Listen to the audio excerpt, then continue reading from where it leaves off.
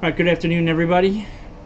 I am an associate member of T3 Trading Group, which is an SEC registered broker-dealer and member of FINRA. All of my trades are placed through T3 Trading Group, and you should carefully consider whether trading is suitable for you in light of your own financial condition. This is my position disclosure. I actually just added something here just a moment ago, so let's get that to be correct. This is my accurate position disclosure. Yeah. All right. Let's jump into things. So, wow. Some meta here, just adding to the damage that was brought on by Google and Microsoft. We discussed in this morning meeting. I did get a haircut. Thank you. Appreciate you noticing. Sorry, just watching Josh no swear words in the background because we're live. Sorry, I'm really watching this Facebook catastrophe unfolding. Thanks, Matt. Appreciate that. So we're trading. We're not trading down further from where we closed, are we? Where did we close? Yeah, because semis are moving up. So we're actually up from where we closed, despite Facebook. So at least as of right now, we're down 0.6% in the SPYs, 2.3% in the Qs, which are it's about where we closed, I guess. And the IWM is up 0.8%. So yeah, look at that. IWM up 0.8%. Qs down 0.23%. I don't know if I've ever seen that before. Kind of that big of a divergence.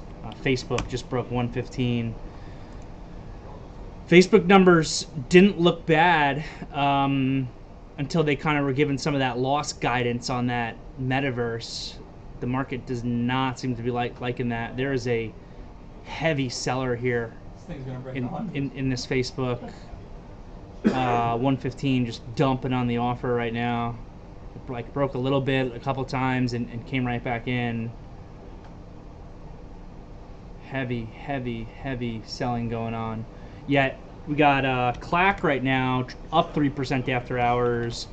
Nvidia therefore is up a little bit as a secondary to that after hours. AMD is up a little bit up like $1 after hours also. So this market is all over the place. And speaking all over the place, again, just the difference between the S&P, the NASDAQ, and the IWM this morning, it actually made it very difficult to be able to game plan. Because if you're just looking at kind of daily technicals, depending on what you were looking at, I feel like gave you a little bit of a different kind of story. So SPYs and Qs gap down. Qs had a big gap down. Qs gap down real big. Not quite to yesterday's low, but down pretty big. And the Russell was green and gapping up. That meta seller looks like he stepped down to 114 now from 115. 114 selling on the offer now. Just dumping stock on the offer. Sorry, it's distracting me a little bit.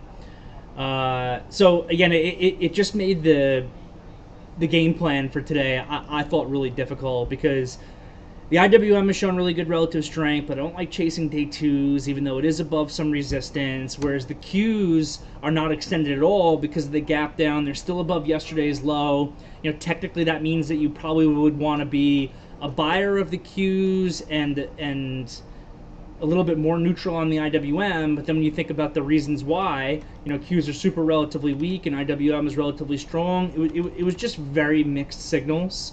So I didn't want to be super aggressive this morning. I kind of wanted to go into wait and see mode a little bit, see where the relative strength was coming in, see where the relative weakness was coming in. The one thing that did make me a little bit bullish on the, you know, with the gap down and everything, was the dollar. Look at this UUP chart today getting smoked. You know, we've talked about the UUP below $30 could really trigger a rally. And honestly, if it wasn't for Google and Microsoft and now Facebook, I think that this market would be, I mean, clearly it would be significantly higher. And that would be because of the TLT bounce. This TLT bounce looks great. It's because of the dollar pulling back.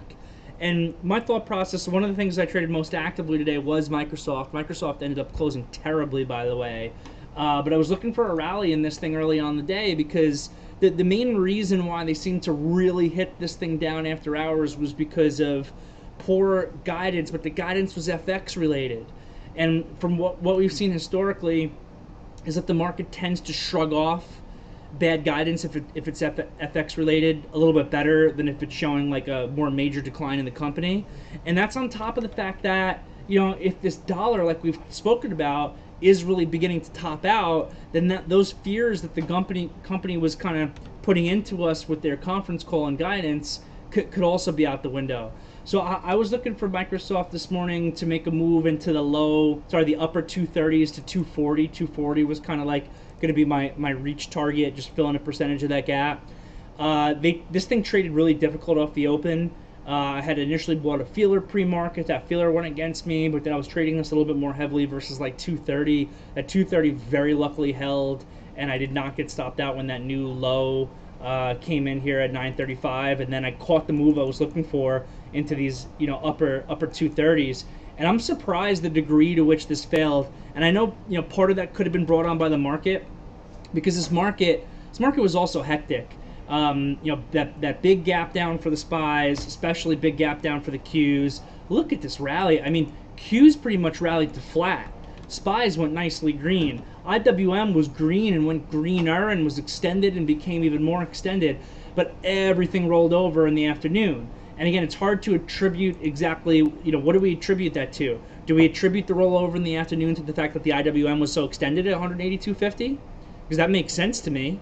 A stock or a market that is that extended on like a day 3, day 4, to not be able to give further momentum continuation and actually roll over a little bit, that's normal.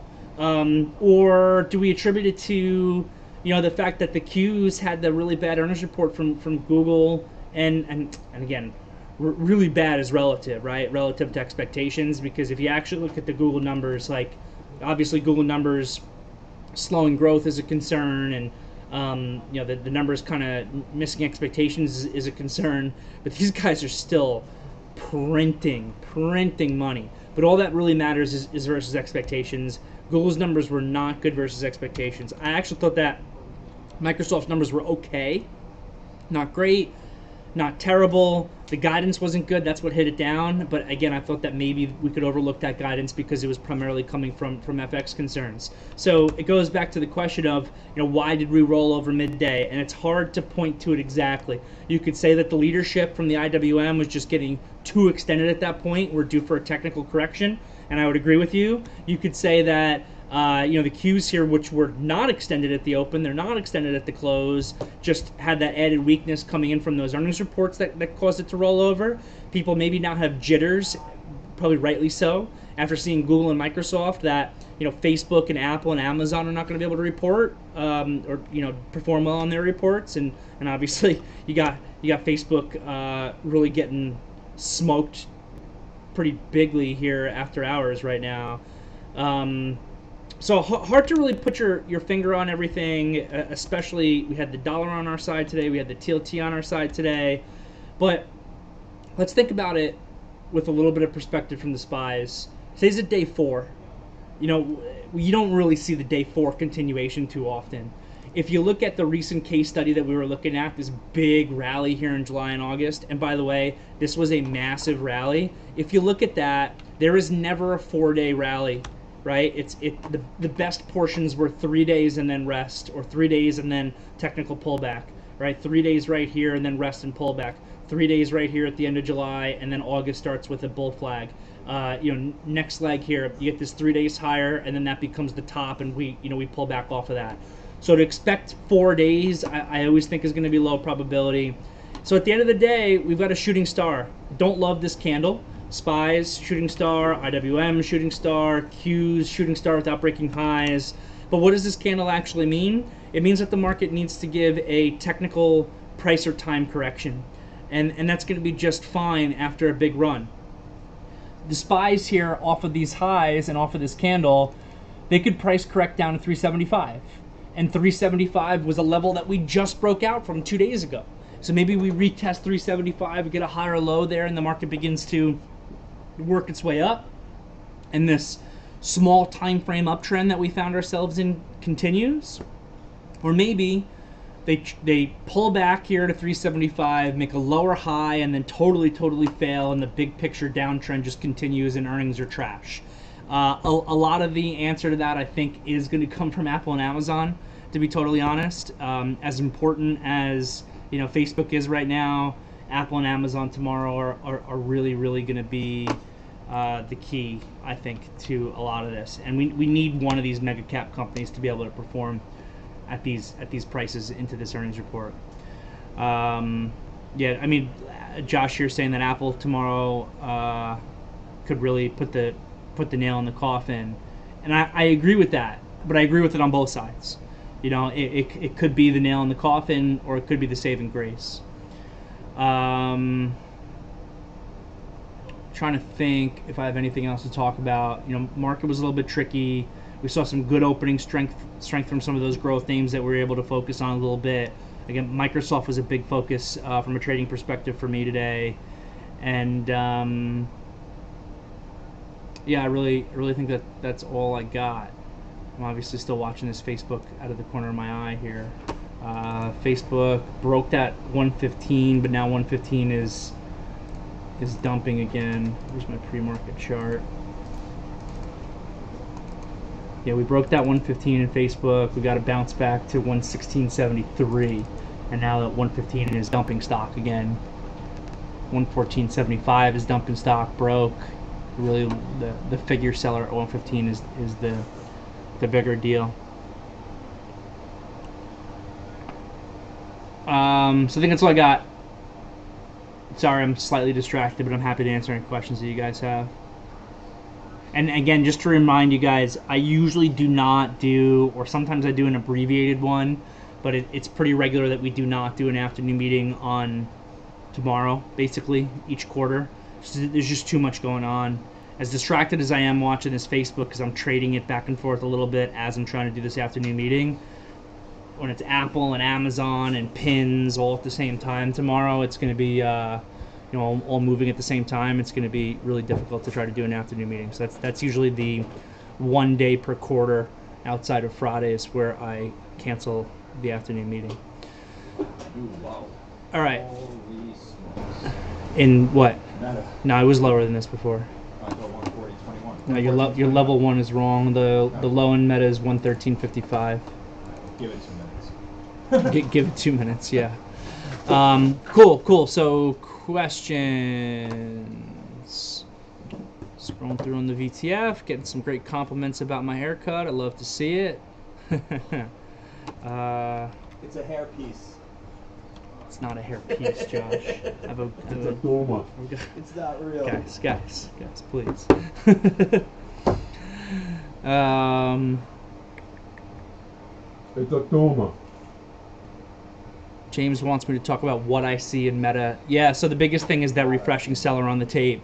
So now 114.30 selling, but that broke. The bigger sellers have been at the whole number, and it's just been very heavy selling on the offer pretty much the entire time.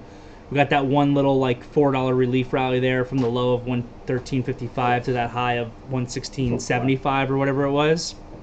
Yeah, see, watch this 115 right now, just dumping. See, 115 was dumping on NASDAQ, and then the second they break it, you get that crazy upside flush, because everyone right now who is trading Meta has the same information that we do. It's just really these transactions that are going off on the tape. So you can see that seller, that seller, that seller, that seller. So if I was short in small time frame, I'd be using that 115 seller as probably like a mental stop loss for myself. So the second it breaks, everyone's trying to hit out of their position at the same time, and that's why you get like an instant 60 to 90 cent uptick off of that. And that's also something you could try to take in the other way, right? So you see that 115 selling. You know the seller is massive. The flip side is somebody's buying them, right? Otherwise you wouldn't be seeing those green prints go off. You know NASDAQ is the refreshing seller. The second you see that 115 is not on the offer anymore, you try to get stock from a reasonable price. You know, maybe you cross a bid through, you know, 115.20, and if you can be really fast on your keys, you get a good price and participate in that quick spike that came in. Now, what you want to be seeing if you're trading this is if the seller comes back or not. If that seller comes right back, man, you know that guy is huge. He's got more to sell, and then now all those buyers become out of the money, and that can actually have the opposite effect where it really drops it down and drives it lower. So what you want to be paying attention to, and I haven't seen that seller really come back, that NASDAQ seller, in a major way, even though the stock just drifted right back down to 115. What you really want to be paying attention to is, you know, does that seller come back, and what is the high that actually comes in off of that? So that high... So the first time 115 broke, it made a high of 116.73. Just that time when 115 broke, it went up to 116.18. So you want to see if that thing can continue higher without, you know, seller kind of coming back in.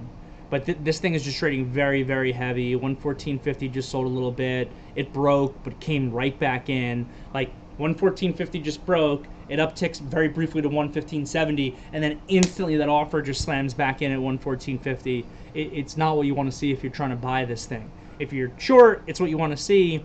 But I think that if you're short, you should be a little bit nervous right now also, because it's hit a little bit more of like an equilibrium type price where that seller is absolutely there, but there's a lot of people that are willing to take that seller, who are willing to take this price. And then who's going to win? Is that seller going to be done selling, and then this thing can actually have a bigger pop because those long buyers are going to be sustained because they think that this is a good price on a you know, okay report? Or eventually, if that seller just stays so strong, all the people that bought into them eventually become out of the money, and that can bring you down as well. And that's really what's happening right now, is the bigger sellers in this thing that are just stepping down, they're persevering, they're driving this down. Same thing just happened right here at 114 that I just saw at 114.50. I just described to you guys that 114.50 seller broke, it upticks to 114.70, they instantly come right back down to 114.50. That's a very strong seller. Same exact thing just happened at 114. 114 selling, he lifts the offer, upticks to 114 like 20 or something like that, and then instantly comes back to 114. And that's a smart execution trader who's working a really large order, who is going to lift the offer every once in a while. Look at him just dumping 114. Who's going to lift the offer every once in a while to let all those buyers come in so that he can then cross the market back down and be able to like sell a lot more liquidity kind of in one shot.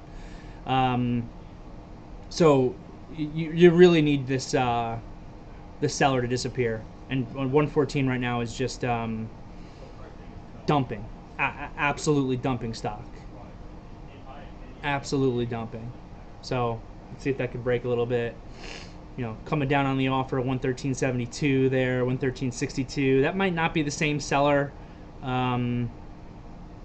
It's both on ARCA, but you know, not really many choices. Yeah, because the heavier seller really seems to be coming in on like whole numbers and halves. And when I'm seeing like sellers come in at like I just saw, that seller came in at 72 cents and then dropped to 62 cents and then broke. That's not real compared to the amount of selling that we're seeing that's going off right now at this 114. The way that the selling at 114 here is somebody's selling a lot of stock, and it's probably like the same seller. Honestly, it's like all ARCA here, a little bit of NASDAQ. Some NASDAQ prints went off there that also seem to refresh, but this thing is just getting somebody is trying to escape, really trying to escape. Let's see, more pressure on 114, more pressure on 114, some bigger, 62,000 share out of market print just went off, still there. Sometimes you'll see that bigger print go off and that clears the end of the seller, and then it breaks. Look at it, there's so much stock. And this is 17% down on the name. That it's willing to just dump it. You know, 1,600 share prints, just those rapid 100 share prints going on. Oh, cleared it. Is he going to cross again? Is he going to cross back down again? Or maybe if he's smart, what he's doing is he's assessing how well he just got taken at 114 and says to himself, you know, I could sell at probably a little bit of a higher price. Let me lift my 114 and go back to 115 where I was selling earlier and see what happens. But that's not a massive uptick on that break of that 114 there. What do we uptick? Like 50, 60 cents off that? I would like to see some buyers in the bid step up a little bit. And I want to see a retest of 115 now. It's kind of crazy that they broke that 114 and it almost should have instantly tested 115. And they couldn't even really get it up there. So we'll keep monitoring that. I know that there's some other questions in here. I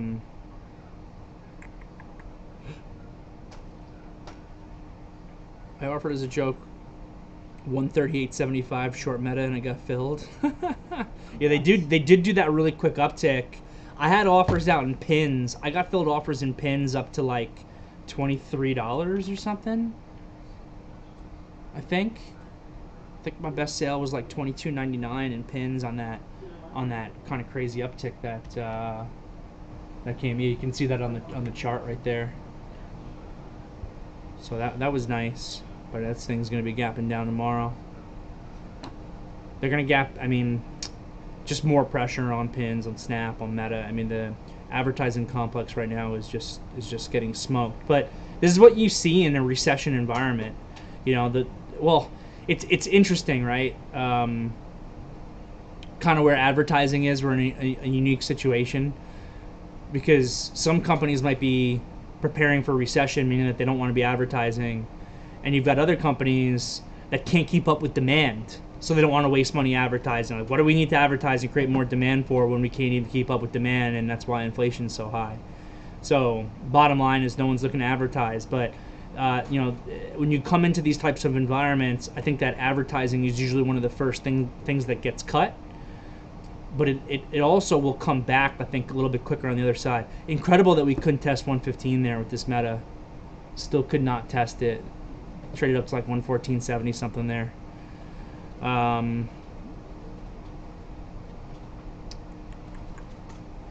Cool. So looking for questions. From Brett, what got you in HLX and 9? The traders in the VTF. Do you have a projection target from here? So I mean, the right people to really ask that question would be the people who I'm just piggybacking off of ideas on this.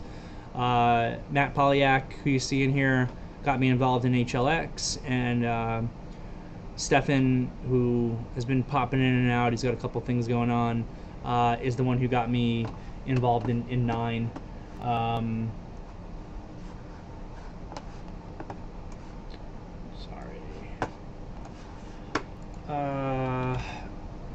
This HLX is a massive move. You know, if you're not already in it, then you probably shouldn't be in it at this point. Matt might disagree with me, but just from an execution risk reward perspective, I really don't like chasing price. So I'm kind of just riding the wave. I mean, I think I literally asked like yesterday if Matt thought $7 was possible in HLX, and he said yes, and now we're at 620. So seven has really kind of been my target on this HLX, and that's really just, you know, you got these highs back here in 2021 that were, you know, 675 or so. So it's really into that $7 area that I kind of created a technical target for myself. That's what I've been looking for. And that I consider, I mean, a reach target. You know, I got involved. Matt first started talking about HLX from what I remember back in August. So I think I've been in from August. I remember us looking at this breakout day on August 23rd. I'm pretty sure. It was like a breakaway gap. And this is when I was really kind of first getting involved in it. And I stuck with it throughout all this. I created kind of a wider game plan for myself on how I was going to be able to trade it. So I actually added into this pullback. Matt's conviction helped me. I remember asking him about it in here because I was a little nervous because this was a really big gap down here.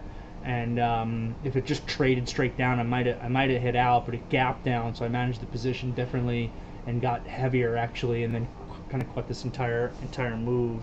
and then 9 is Stefan's idea, and you know, this thing has also had some spikes up to like $6 in the past. There's something going on with their debt, where he thinks it's a speculative play, but based on how that goes, you could be looking at a $10 stock, or you could be looking at like a $2 stock again.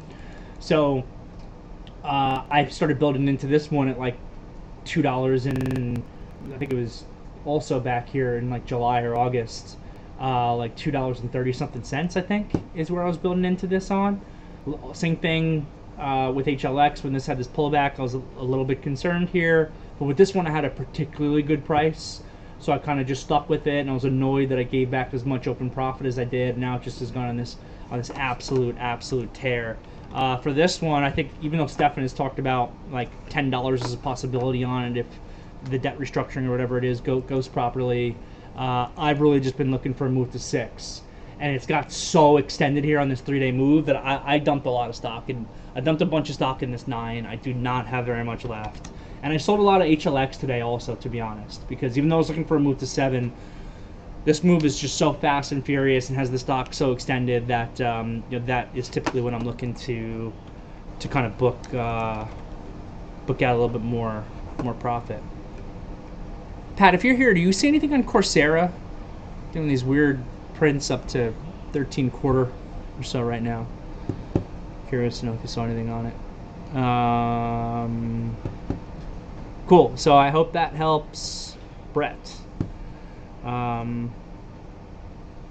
Yeah, for sure. I mean, we all knew it at the time. Changing the stock's name from Facebook to Meta was such a move of desperation. It's just that, you know, Facebook at these prices is really becoming like a value play. And, you know, I look at myself, like, I'm not like a massive social media user. I don't post a lot, especially my personal stuff. You know, like trading, I do a little bit more. The company wants me to do a little bit more, so I do it with, you know, with the YouTube, and, you know, experimented with the TikTok, and I might go back to that, whatever. I can't not look at Instagram every day, multiple times per day. It's just like, oh, did my friend send me a message? Oh, like, I'm waiting online to get a coffee, and, you know, what am I checking? I'm checking where stock prices are. I'm checking my email, or bar that, I'm like scrolling through Instagram. I can't not look at that. So, you know, in some ways, this company's really, I think, becoming like a value play here. But their plan, and they stated their plan, was to just spend boatloads of money trying to build out this metaverse idea. I don't know. It's going to cost them a lot of money. It's not a great macro environment, I don't think, to be, you know, spending that type of money when, you know, interest rates are going up and the cost of capital is becoming more expensive. But, you know, they're an advertising juggernaut, and they're not going to stop bringing in money. We know that, you know, Apple's changes have negatively impacted them, but that should be priced in by now, I would think. And I didn't think on the first glance that the meta numbers were actually that bad. It was that language on, basically, we are expecting to take on significant losses kind of going forward on building out the metaverse that the market really didn't like. But I don't understand how that wasn't already known. So I got to do a deeper dive. It's kind of just my first thought process on it. But I say that right now, and Facebook's making new lows and is down 18%. Just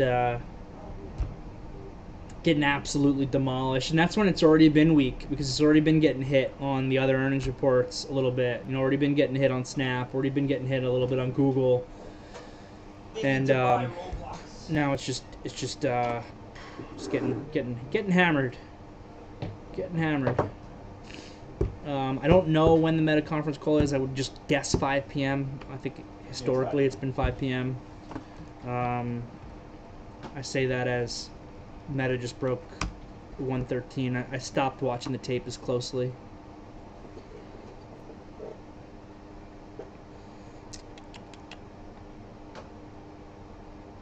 Michael, you don't like my haircut, bro? So mean. So mean. So mean. Probably I could have styled it a little bit better for you guys, maybe. From Cody, I took a small short in SPY on the break of the inside 5. At 9:55. Okay, I like it. And the 10 a.m. number hit. Then that 10 a.m. number hit, just asking if that setup I took was okay, separate from the... Yeah, I like it. This is basically making a bear flag here, right? It's not looking great. It's basically making a bear flag. The ADMA is totally caught up. You have an inside 5. I like this for a continuation short when you've got a market that's been broadly bearish and is extended to the upside in the daily chart. I think that's good execution, Cody.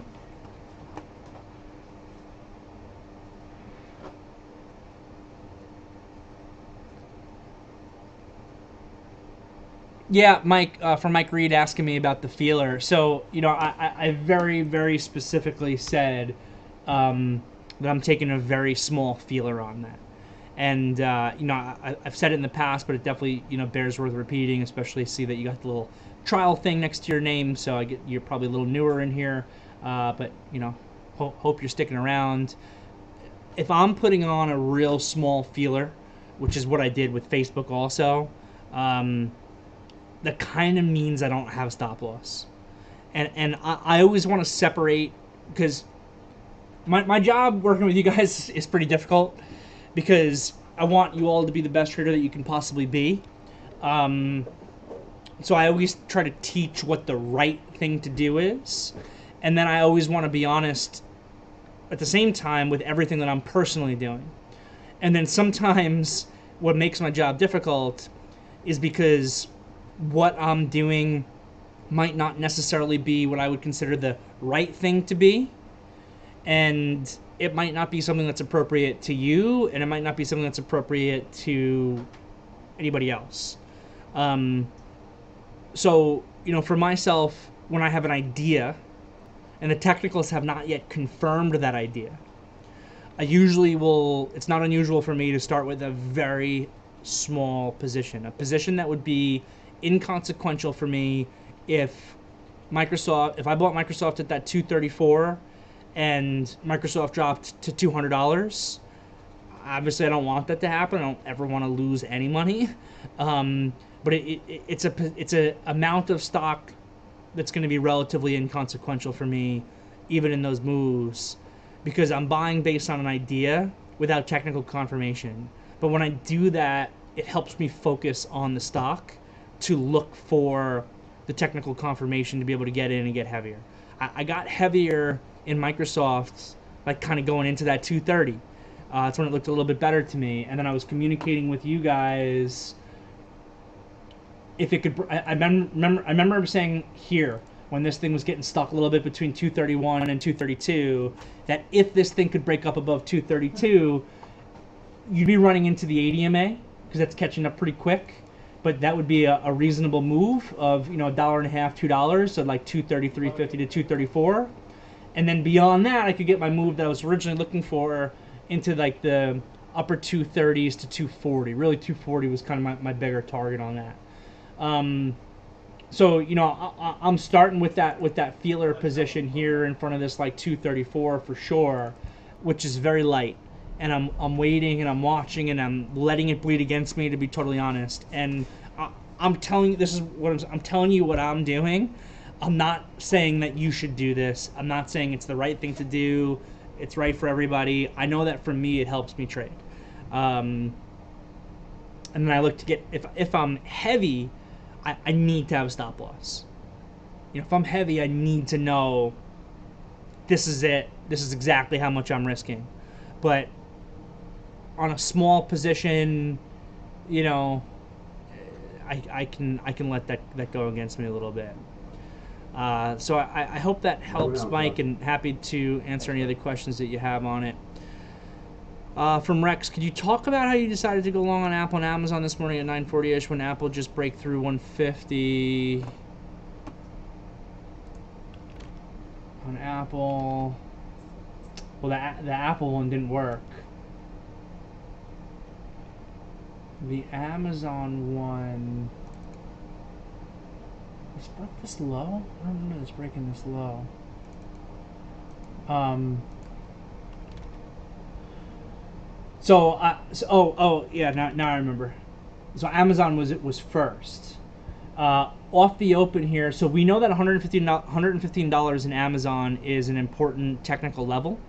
So off the open here, Amazon breaks through 115 on the downside and comes back up. So the trade call out was to buy Amazon back through 115 versus the low.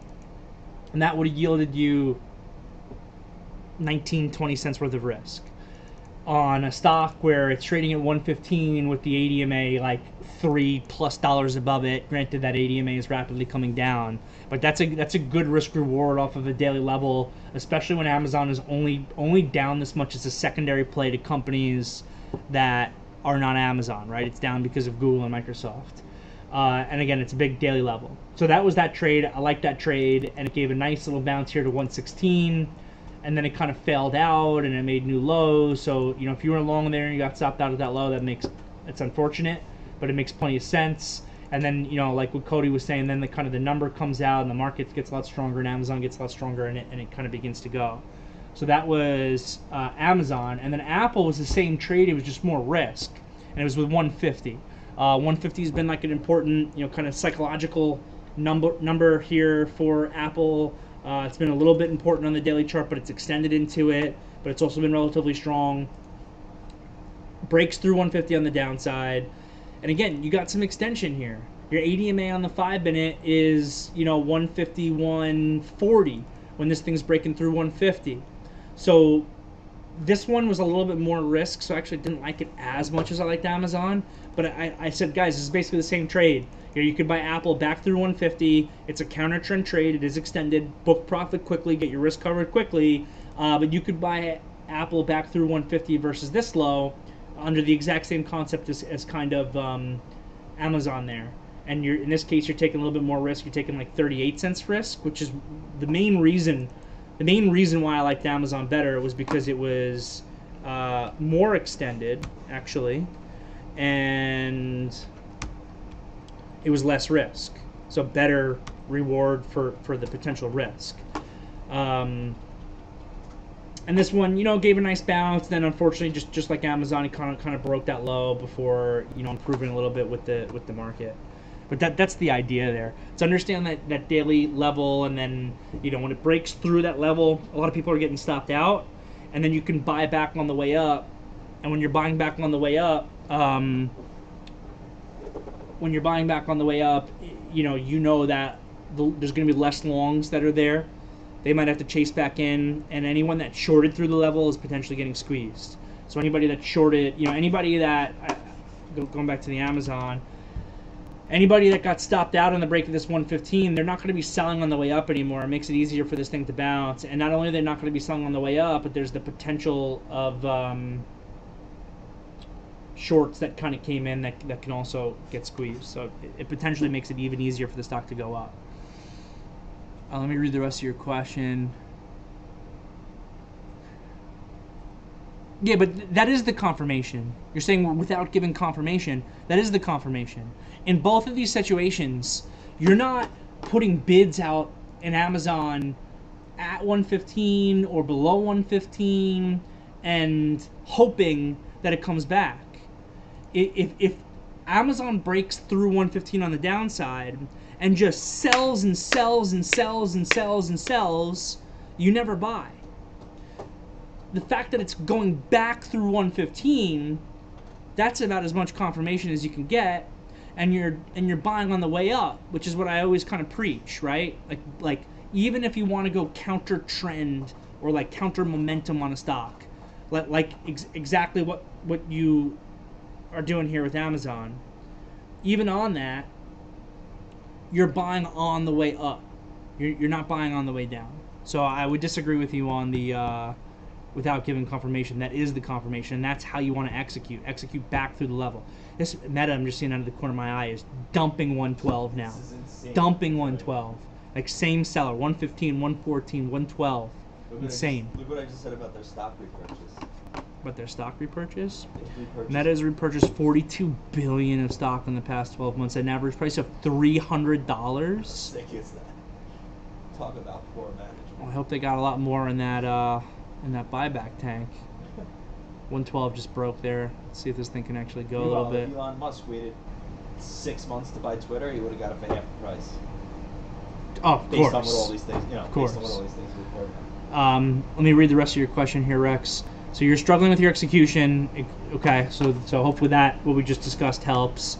For example, today I tried to long on downside extension in NVIDIA around 130. Okay. With my stop on the candle low, when I saw that the hammer started to form, a hammer beginning to form. And then the stock broke through that low, stopped me out, and then came back up again and actually started to bounce. How do you prevent this type of situation? So trading counter trend is much more difficult than trading with the trend. I would start by saying that. It's not unusual at all when you're looking at these hammer type situations that are coming into the stock that it takes like 2 or 3 tries. It's not unusual at all. Where that first kind of candle comes in, you can see that the buyers are starting to come in a little bit, but the sellers are still there. So they try to create that little bottoming tail, and maybe you get long off of it, but the sellers are still there, and then they break that low. But the buyers were starting to become present, and then they come back in again, and you get like a second hammer coming in with a little bit of a lower tail. It's not unusual at all that it's like 2 or 3 tries where then it actually goes. So, if you waited till 130 when the stock was this extended, especially at this time of the day, and you were buying on the way up and waiting for that tail to come in, that is all the right thing to do for counter trend trades. You really want to have the volume confirmation, which you did not have.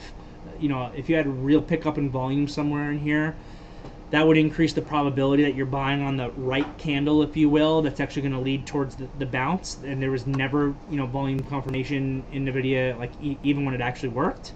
So what you're describing is not unusual. Trading counter trend is very difficult. Trading with the trend is always going to be a little bit better. See you, Billy. And easier, by the way. Yeah, so, just look for that volume confirmation. Don't go 100% of your risk on the trade, especially if the volume confirmation is not there. And yeah, I guess that's it. Because you can't prevent the situation. You take the trade, you put the risk on, and the risk reward has to make sense also. So if you get stopped out, fine, because you are going to get stopped out. You're going to get stopped out a lot, but when it works, it has to work at a multiple of when it doesn't work.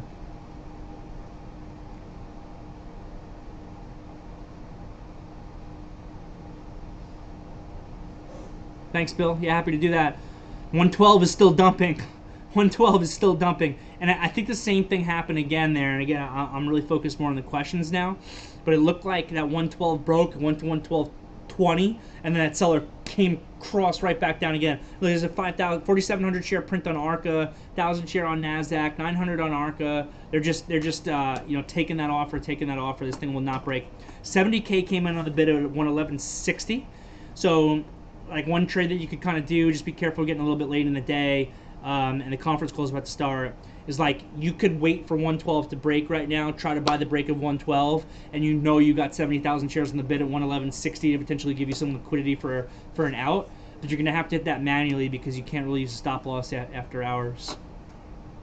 So paying attention to liquidity for slippage management. Gilbert saying that the options, so that this move is bigger than the options move. I think we've seen that consistently now with these stocks this season. These bad ones, they're going down even worse than what's priced in.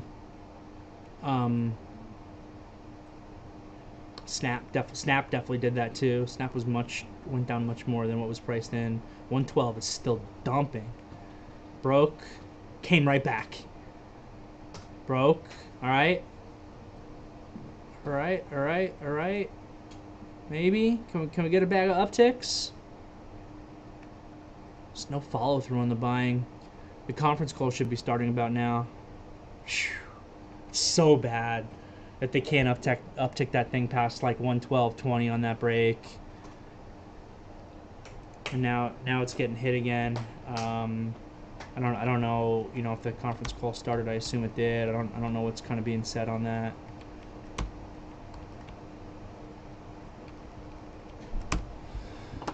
All right, from Francisco, you don't think it's them dumping liquidity into market makers on Meta 114 so market makers can keep making the market? I think you're overthinking that, especially after hours. I think that this is an institution who doesn't like what he heard and wants out.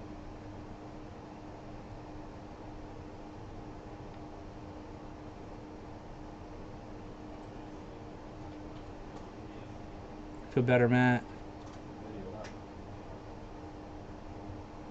Oh, Coursera had earnings. I had the wrong date written on my spreadsheet then. I don't see him. And he might be. I mean, he's probably right. But If anybody's got Coursera earnings, if that's accurate, I'd like to see the numbers since I accidentally held more stock than I would have otherwise in the report. I do that every earnings season with Coursera. I'm just realizing that. I did the same thing last earnings season. I didn't realize there was the report and I accidentally held stock into it. I definitely have a different date on my spreadsheet. Yeah, thank you for that post. What do I have? I have November 1st on my spreadsheet as the day that I thought Coursera was reporting. Whoops. Guidance is good. Yeah, it's not bad at all. And they got that partnership. I'm surprised that they didn't spike more on that partnership that got announced with Apple. Apple said that they were going to use Coursera for education. Yeah, it's Facebook is something Someone's special. saying that the video's not just clapped, but it's up because of the CapEx stuff with Meta. I don't understand that. Do you? Maybe if they need to dump money into semis for metaverse production stuff. Exactly. Thank you. Interesting. Awesome, Mike. Let's get that trial off your name.